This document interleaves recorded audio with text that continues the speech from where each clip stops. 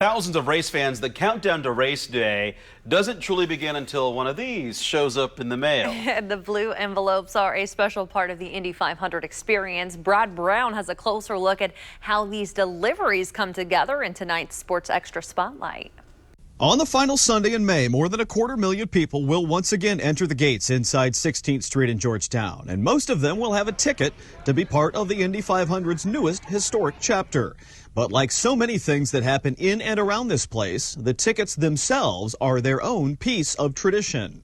It's very cool to handle every ticket and package it and know that on race day that you had a hand in helping everybody get to their seat and have a great, memorable race.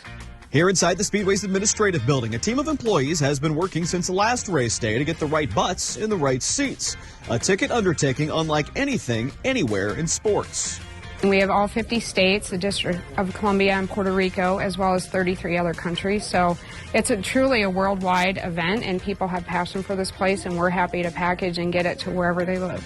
The ticket itself has become a standalone tradition leading up to the race. The defending 500 champion front and center on each and every one. I try to think, how can I get the most bang for my buck, I guess. And then, some years was like, do I want a collage type thing or just one massive image, So it all just depends on the pictures. The unveiling, an event all its own.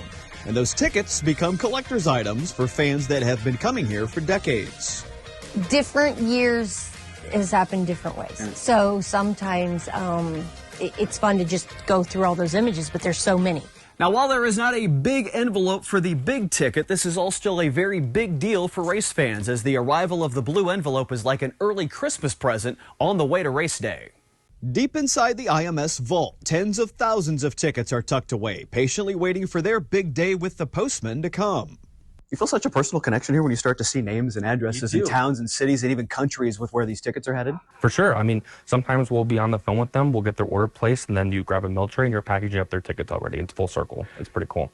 Now, if you show up in this office around this time of year, they'll put you to work. 100,000 tickets aren't going to pack themselves. People waiting on me to send their tickets aren't going to get them till Carb Day. I need to be better at this. All right, to the Petrie family in Danville, your tickets have been packed. They're on the way. You have to be very nimble to work here in the ticket office. Every day is a different day here. Self-adhesive, or is there someone in charge of licking 200,000 envelopes? They are self-adhesive, so you just close it and they're ready to go.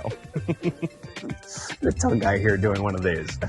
A handful of Sundays from now, the cannon will go off, and those tickets will bring race fans back home again. It's really special to, especially race day and the next morning, to know that you were part of so many experiences and generations of people having their memories every year. I just love the passion of it. I love the people I work with. I love when race day, when we can, after they go through the first turn and you can say we did it. Yeah. It all came together and we did it. At the Speedway, Brad Brown, WRTV Sports. Well, until 1994, IMS mailed out Indy 500 tickets in brown envelopes. They switched to blue when NASCAR's Brickyard 400 tickets were put in purple envelopes. And this year's first truckloads of blue envelopes go out tomorrow. We'll be right back.